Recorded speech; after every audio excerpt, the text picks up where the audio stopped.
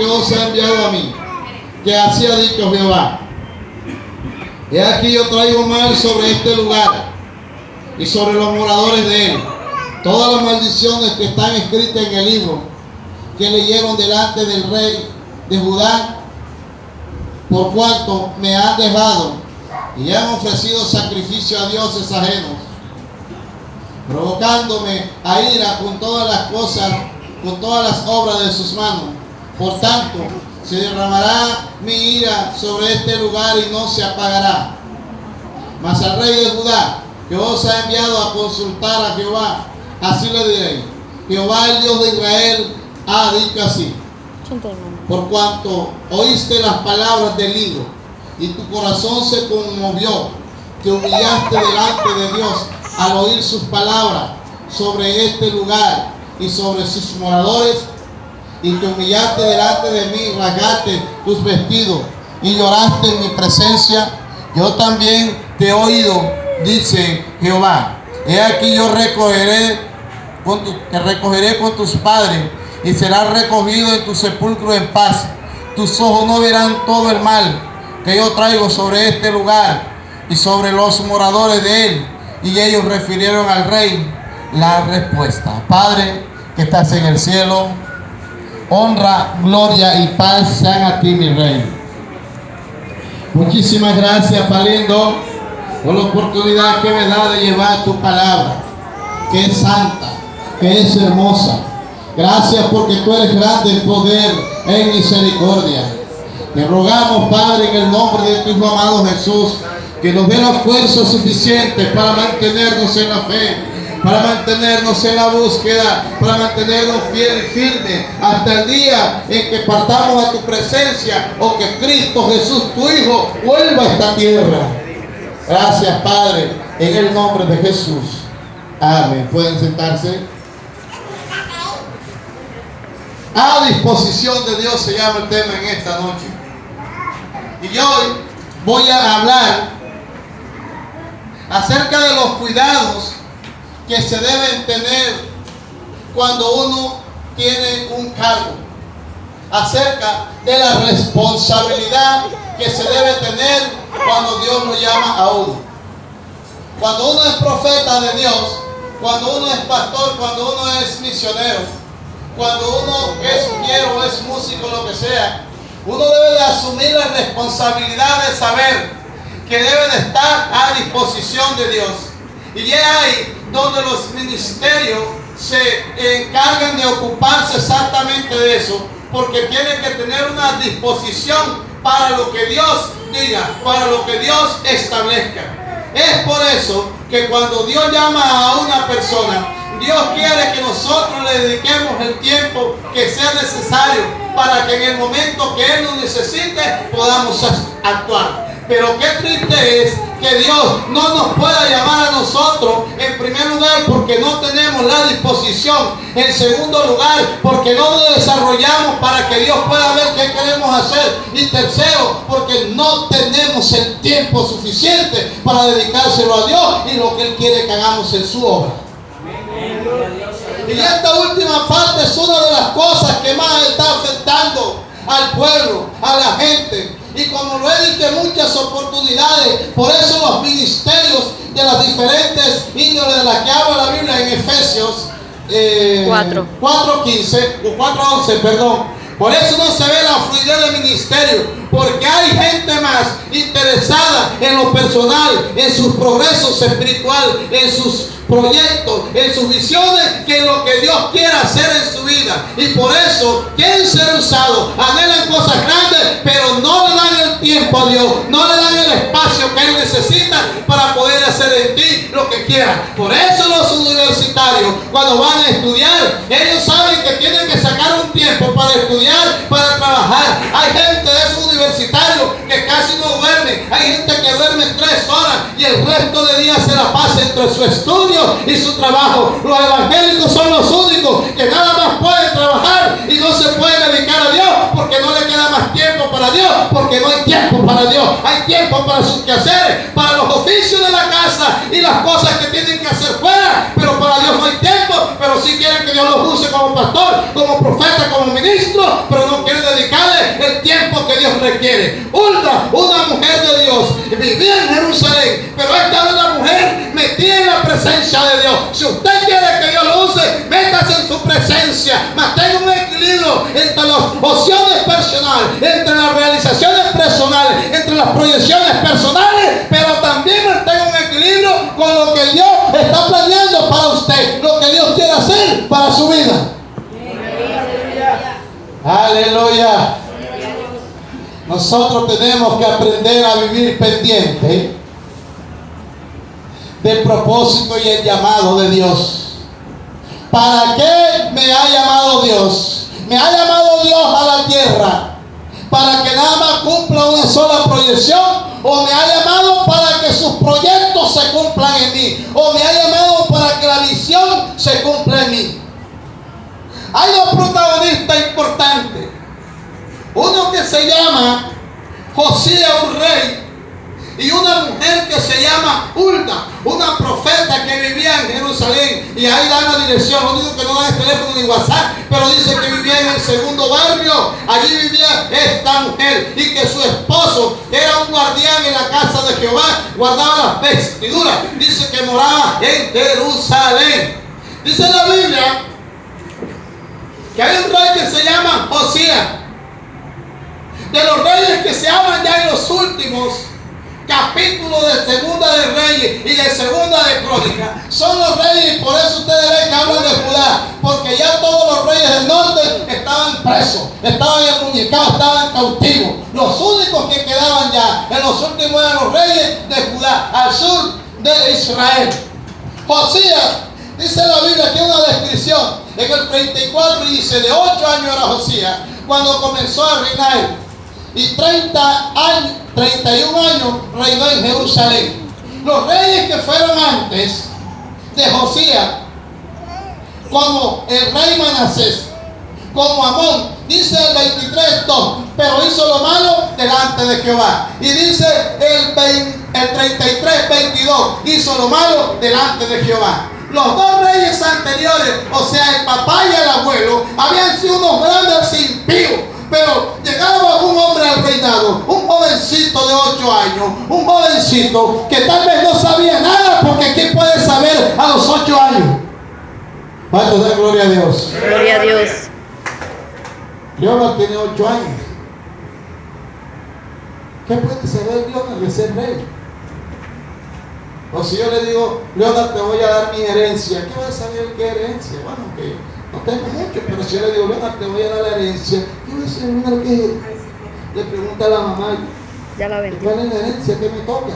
Todas las propiedades que tengo aquí en Santa María. Entonces, Josías, ¿qué podía saber de 8 años?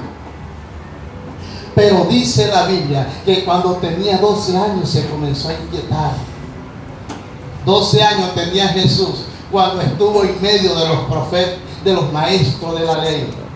¿Sabe qué me da a entender a mí? Comenzó a los 8 años, a los 12 había cumplido ¿cuántos años ya? ¿Había pasado cuántos años el reinado? Había pasado 4 años, 4 años de estudio. Se interesó por conocer los propósitos de Dios. Hay gente que está en el Evangelio y tiene 4 años y ni siquiera ha leído por primera vez la Biblia. Y de eso es, yo creo como decía aquel, la cantidad de pecado y no había nada. Yo sé que aquí hay más de uno que no se ha leído la Biblia nunca y está para pensionarse. Aleluya. Amén. No mire el hermano disimuladamente yo. Pensión casi ya para pensionarse y no ha leído la Biblia. Josías, habían pasado 4 años. Imagínense, tenía 12 años. Ni siquiera era adolescente, porque el adolescente comienza en la etapa de la pubertad, comienza la adolescencia. Ni siquiera era adolescente, era un preadolescente. Pero cuando uno tiene interés por las cosas de Dios, mire, uno se la pasa, lea y lea y lea y lea. La primera materia que estudian fuertemente los abogados se llama Romano. Romano es una materia que trata en sus capítulos, en sus leyes, los orígenes de los derechos de Estado, y comienza en Roma estudie. Eso hace base para que los abogados se ejerciten en el derecho. Los cristianos llegan a las iglesias y eso tiene uno que estar en el carpintero. Para que estudien la Biblia, para que busquen de Dios, porque no quieren buscar de Dios. En cambio, cuando alguien va a la universidad, comienza a estudie, por acá, 5 años, el doctor, la doctora, ¿cuántos años tienen aquí? ¿En qué son doctor? ¿En qué se han especializado? Porque hay falta interés. Nosotros por lo menos debemos de estudiar teología. Amén, gloria a Dios. Aleluya. Están interesados por aprender de las cosas de la vida y eso no es pecado ni está malo. Pero más se interesan porque les digan doctores que les digan que esta es una sierva de Dios. Porque el tener el título de Dios, de siervo, ministro de Dios, no es tan importante como que les digan doctor. La gente se complace más en que les digan doctor que les digan el hermano evangélico. O sea, avergüenzan a algunos. Tanto da gloria a Dios. Gloria a Dios. Yo sé que los inteligentes me están entendiendo.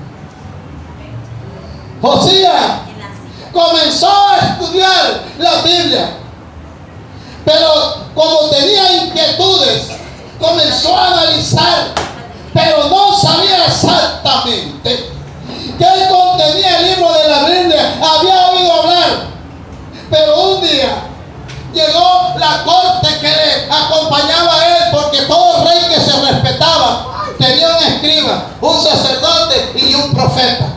Aquí dice la Biblia que llegó el escriba y llegó el sacerdote, porque el sacerdote era el que estaba autorizado para enseñar la ley en el pueblo. Así que llegó Hilcías y le dijo: mira, rey, lo que me he encontrado. Pero el deber del sacerdote era explicar, y ahí el escriba comenzaba a leer y a leer. No dice la Biblia cuánto tiempo pasó leyendo este libro. Y dice el versículo 14: y al sacar dinero que había sido traído a la casa de Jehová, el sacerdote Hilcías halló el libro de la ley de Jehová dada por medio de Moisés. Y dando cuenta Hilcías, dijo al escriba Safán: yo he hallado el libro de la ley en la casa de Jehová. Y dijo Hilcías el libro, y dio Hilcías el libro a Safán, y Safán lo llevó al rey y le contó el asunto diciendo: tu siervo ha cumplido todo lo que fue comentado. Y dice que han reunido el dinero, pero más adelante dice: además de esto, el 18, se declaró escriba Safán al rey diciendo: el sacerdote Hilcías me dio un libro, y leyó Safán en él delante del rey. Aleluya. Y leyó, mire, no lo leyó el rey, lo leyó el escriba delante del rey. Enseguida denoto y concluyo por el versículo que viene siguiente. Dice: luego que el rey oyó las palabras de la ley, rasgó su vestido. Dice: después que oyó la palabra de la ley, rasgó su vestido. Vinieron dos cosas que se llaman contrición, y vino otra cosa que se llamó dolor. Dos cosas. Así que cuando yo leo la Biblia y hay algo de ella que habla a mi vida, la simbología de los reyes en ese tiempo era que rasgaban su camisa en señal de dolor. Les producía el dolor esto.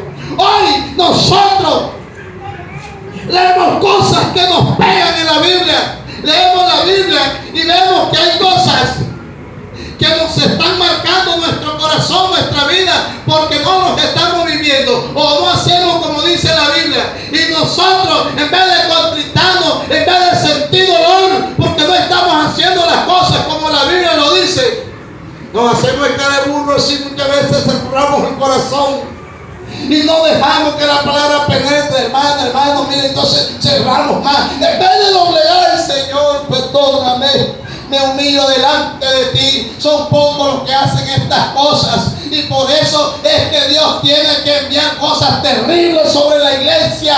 Dios envía un juicio y va a seleccionar en quien en verdad es temeroso. El que no es temeroso saldrá a la palestra y saldrá a la luz. Porque en el tema anterior que hablé ayer, hablé de que Dios a los que gimen, a los que oran,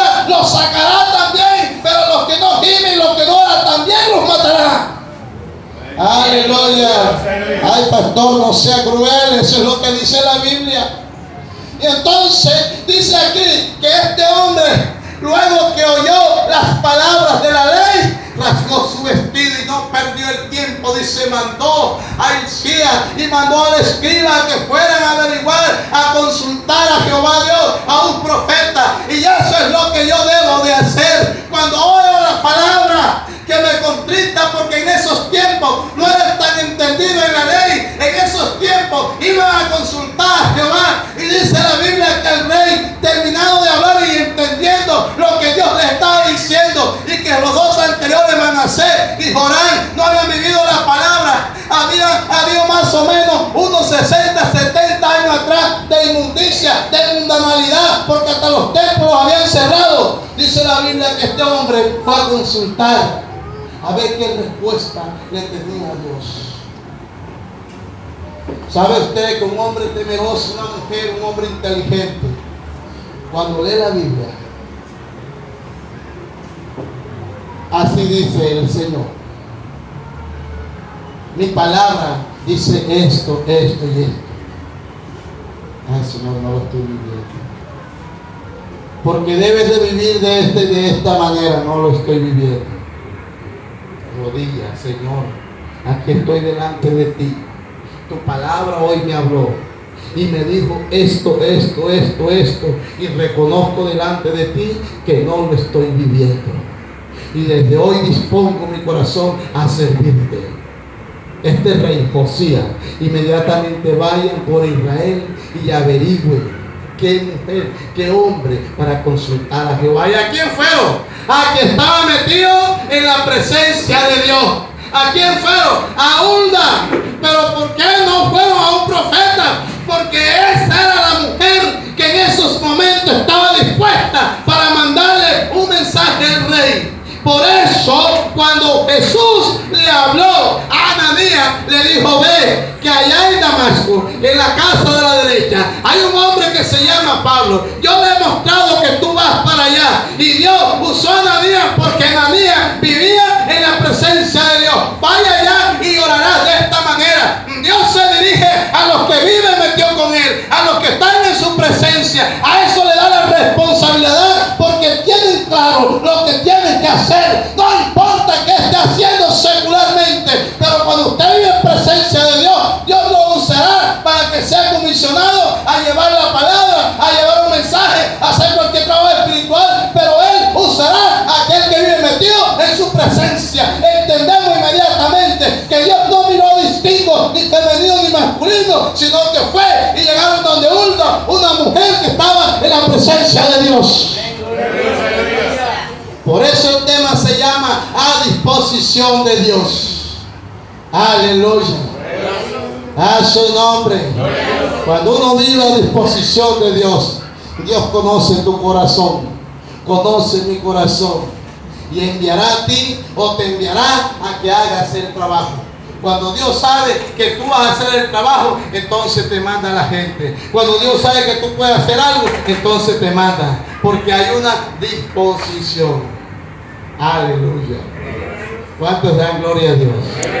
Y para tener disposición, así como esta gente se trasladaron, dice que andá a consultar a Jehová por mí y por el remanente de Israel de Judá acerca de las palabras del libro que he hallado, porque grande es la gracia de Jehová que hay en nosotros, por cuando nuestros padres no guardaron la palabra, por cuando nuestros padres no guardaron las palabras de Jehová, para ser conforme a todo lo que está escrito en este libro. Y dice el 22, entonces Hilcías y los del rey fueron a Hulda, profetiza, mujer de salud, porque no era adúltera, no era fornicaria, tenía a su esposo, no era una mujer que era rebelde, no era una profetisa que vivía de casa en casa, que tenía que echarla, que esta persona no era. No, esta mujer vivía en la presencia de Dios y fueron derechito. Si hubiera sido una mujer caminadora, no lo hubieran encontrado en la casa, ni Dios tampoco hubiera mandado a sus hijos allá a que consultaran, porque no la encontraban ahí, porque estaba haciendo las cosas que Dios no le manda a hacer. Pero cuando Dios está comisionando a alguien, lo mantiene ahí estable. Alabanza sea el Señor. Esta mujer Dice la Biblia que era mujer de Salum, hijo de Tibba, hijo de Aras. Tenía una genealogía sacerdotal prácticamente de la tribu de Leví. Dice, guarda de las vestiduras, los cuales moraban en Jerusalén, y le dijeron las palabras dignas. Ella respondió, Jehová Dios de Israel ha dicho así, decir al varón. ¿Por qué no le dijo rey? Le dijo decir al varón, porque se iba a dirigir a Dios primero para que Dios diera respuesta, y le daría la respuesta a aquel hombre. Y vino la palabra de Jehová, no dice el tiempo, cuánto pasó, y allí comienza en el 24 a decirle lo que vendría. Pero cabe destacar que el Señor comenzó a decirle todas las cosas que vendrían. Pero en el 27 ocurre algo importante, dice, y tu corazón se conmovió porque rasgó su vestido. Y te humillaste delante de Dios al oír las palabras sobre este lugar y sobre sus moradores. Y te humillaste delante de mí, rasgaste tu vestido y lloraste en mi presencia. Yo también te he oído, dice Jehová.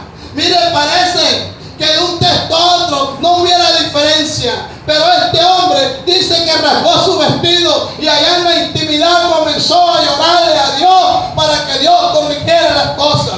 Y ese es el gran defecto que muchas veces tenemos nosotros los cristianos, que vivimos quejándonos de nuestra situación a los demás, pero nosotros no buscamos la presencia de Dios, nosotros no nos metemos en la presencia de Dios. Nosotros muchas veces vivimos diciendo a los demás, tengo hasta aquí, estoy así casi ahorcándome, pero no busca la presencia de Dios. Se necesita meterse allí para que Dios dé la respuesta y dé la solución al problema. Por eso muchas veces Dios alarga las circunstancias, Dios alarga la situación por causa de que no lo buscamos en su presencia. Dice que este hombre allí lloró. ¿Y por qué lloró? Porque Dios lo estaba viendo, porque Dios sabe el que gime, Dios sabe el que tiene un corazón limpio, Dios sabe aquel el que le interesa que su vida y la de los demás cambia, y eso Dios lo tiene presente en su presencia. Aleluya. La Biblia dice que un corazón contrito y humillado no despreciará el Señor. Y allí Dios le dice que no verá todo el juicio que viene a Israel, que le absolverá de ver esas cosas. Y sabe que a veces Dios, cuando va a hacer juicios en la familia, cuando de pronto va a cortar a más de uno, dos o tres en la familia, cuando Dios sabe que hay hombre de presencia, mujer de presencia en la familia, muchas veces posterga los juicios y deja que los tiempos pasen y no hace nada por causa de su sierva, de su siervo que está en esa familia que gime. Se necesita gemir por nuestra familia. Se necesita estar en la presencia de Dios. Porque dice que a Josías Dios le habló y le dijo que los juicios que vendrían para Israel ciertamente eran efectivos, porque sus padres habían cometido pecado, pero que él no vería eso. Y por eso muchas veces, si usted busca la presencia de Dios, usted verá guardada su familia, verá cómo Dios cuida, porque usted es una mujer, un hombre de presencia. Pongámonos en pie.